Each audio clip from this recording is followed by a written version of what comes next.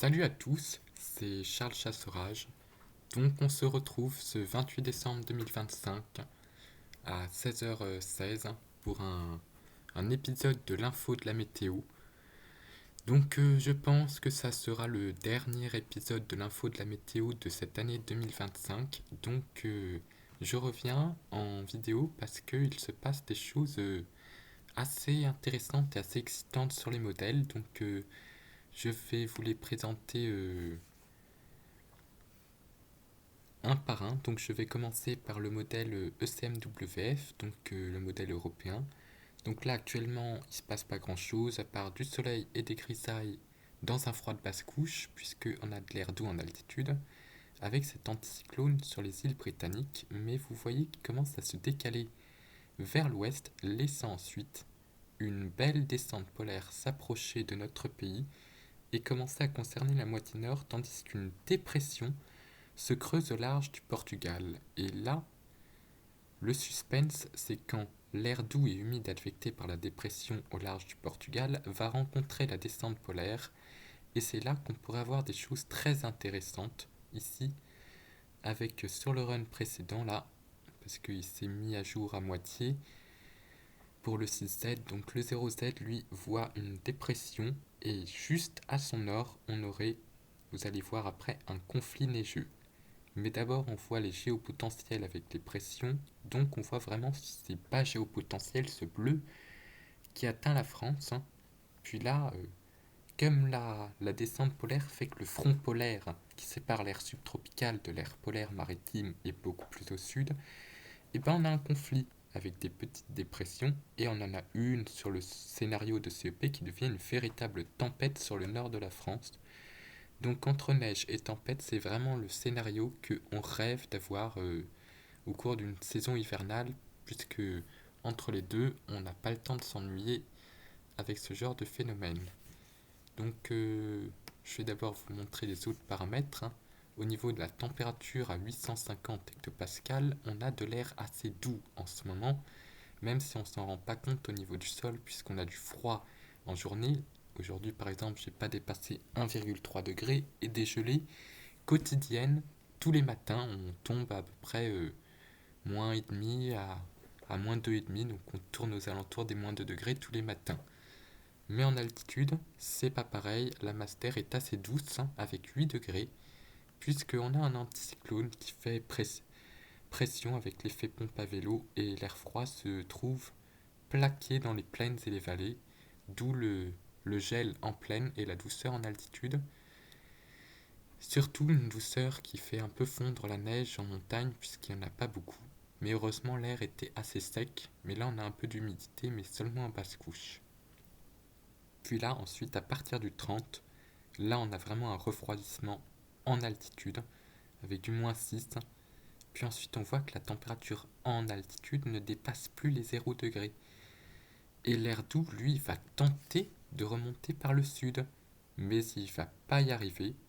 Et donc l'humidité au contact de l'air froid va se transformer en neige, et ça c'est vraiment une situation dont on rêve, puisque... Et puis après vous voyez la température de la Master reste assez froide. À part le petit redout provoqué par la petite tempête modélisée, et ben on reste dans de l'air bien froid. Bien froid, et ça c'est vraiment ce qui nous fait vraiment plaisir. Donc de l'air froid en altitude, donc c'est vraiment ce qu'on aime. Et justement, quand les sols sont enneigés, que le vent tombe la nuit et qu'on a en plus de l'air froid en altitude, si on a ce combo-là, les températures peuvent être glaciales au niveau du sol. On peut avoir en fin de nuit des moins 10, moins 12 degrés. Donc ça serait encore vraiment une merveille de retrouver des températures aussi froides le matin, des températures que l'on n'a pas vues depuis un petit moment. Je crois bien depuis 2018, on n'a pas vu ce genre de température. Donc là, sur la modélisation, on voit bien ici des gelées spectaculaires, hein. C'est tout simplement l'effet albédo lié au sol enneigé qui renforce ce froid au niveau des basses couches. Même si de l'air doux arrive en altitude, bah, les matinées peuvent être glaciales en cas de sol bien enneigé, c'est-à-dire au moins 5, 10 ou 15 cm. Il faut que les sols soient bien blancs pour renforcer le rayonnement. Ensuite, quand je prends GFS, on a un autre scénario, mais tout aussi magnifique. Donc là, on a toujours l'anticyclone et là, on a la descente polaire et aussi, au niveau du 2 janvier, on a aussi cette confrontation de l'humidité, hein. Puis après, on a l'air froid qui descend. Donc vraiment des températures qui vont bien pouvoir chuter. Et ça, c'est plus parlant au niveau des précipitations, puisqu'on a une bande de conflit, hein, que là, ça se voit très très bien ici. Un super beau conflit sur les régions centrales, hein, qu'un gros conflit neigeux. Et puis ensuite, le froid qui va pouvoir ensuite s'accentuer, puisque l'air froid descend. Ce qui nous intéresse avec les conflits neigeux, c'est que ça ne soit pas une neige de redoux. Puisque si c'est une neige de redoux, c'est le redoux qui l'emporte. Alors que si le froid revient à l'arrière avec un ciel dégagé, après un conflit neigeux, les températures peuvent s'écrouler encore. On voit du -12 là sur GFS, donc c'est assez excitant de voir des scénarios aussi froids. Puis là ensuite, il y avait Icon qui était en train de se mettre à jour. Donc on va voir son 12Z qui est déjà assez bien avancé. Donc je le découvre avec vous, le scénario, donc il est joli. Que là on sent qu'il y a une sorte de conflit, mais on sent vraiment le vortex polaire qui se concentre, une grosse partie du vortex polaire se concentre sur le sud-ouest de la Scandinavie, ce qui est assez rare, hein. Donc le vortex polaire étant très très proche de nous, le moindre flux de nord nous ramène de l'air glacial. Donc on va voir ce que nous dit le modèle Icon. Lui voit le conflit beaucoup trop au sud. Donc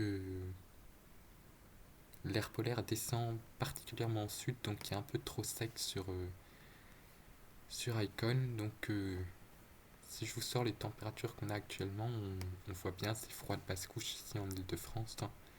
Surtout en Bourgogne. Donc voilà ce qu'il en est. Et au niveau de la vigilance météo, on a actuellement les Pyrénées-Orientales en avalanche et crue et le reste en avalanche.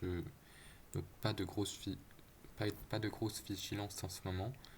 En tout cas, ce qui me fait vraiment plaisir au niveau de ces scénarios, c'est surtout le ECMWF. Donc je vous le remontre pour le fun, hein.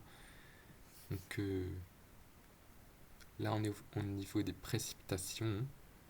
Donc c'est dommage qu'il aille pas plus loin sur Z parce que là dans l'ancien il nous montrait un conflit neigeux mais qui serait capable de nous donner 20 à 30 cm, donc ça serait vraiment historique, hein. Mais la fiabilité à cette échéance d'une semaine n'est pas encore très très bonne. Donc ça va se préciter, mais on voit vraiment que l'air froid essaye de nous descendre dessus, hein. Que là on voit bien le conflit ici, que ça serait vraiment bien qu'on ait un gros conflit et qu'ensuite l'air polaire redescende en force derrière et qu'il soit bien polaire et qu'on ait ensuite un anticyclone peut-être surplombé d'air polaire, donc ça serait vraiment spectaculaire parce que si on a un anticyclone après toute cette neige qui descend, et les températures au sol par rayonnement pourraient être glaciales. Mais lui il est tout aussi bien avec carrément une tempête, un redout tempétueux littéralement, et ça c'est à cause des conflits, justement, puisque la masse d'air n'a jamais été aussi proche de la France, donc tous les phénomènes intéressants se retrouvent chez nous, et c'est vraiment ça que l'on souhaite. Donc voilà pour ce point. Donc l'IA aussi, les IA sont assez spectaculaires aussi. Donc l'IA de CEP, lui aussi voit, ils sont tous en accord maintenant sur cette descente, hein, du froid, hein, qu'après ils nous voient une sorte d'anticyclone, de zonal, mais c'est surtout ici, pour le tout début du mois de janvier, que ça nous intéresse. Va-t-il y avoir un conflit neigeux? Va-t-il y avoir du froid assez intense? Ensuite, on a l'IA de GFS, le AIGFS. Donc, je vais vous montrer surtout la première partie du run. Donc c'est un peu pareil. Descente. Elle est assez musclée hein, quand même. Hein, avec une descente assez forte. Hein. Donc pour l'instant on en est encore loin. On est à une semaine. Mais les signaux n'ont jamais été aussi forts. Hein. Même au niveau des ensemblistes, on n'a jamais eu autant de...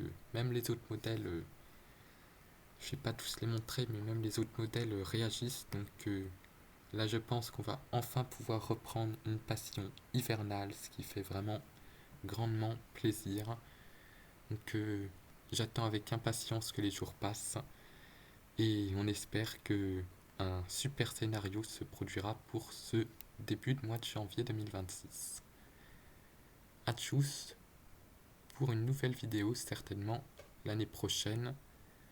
Et une dernière vidéo sortira, ça sera le bilan face caméra de mon année 2025 en météo, certainement le 30 ou le 31 décembre. Tchuss!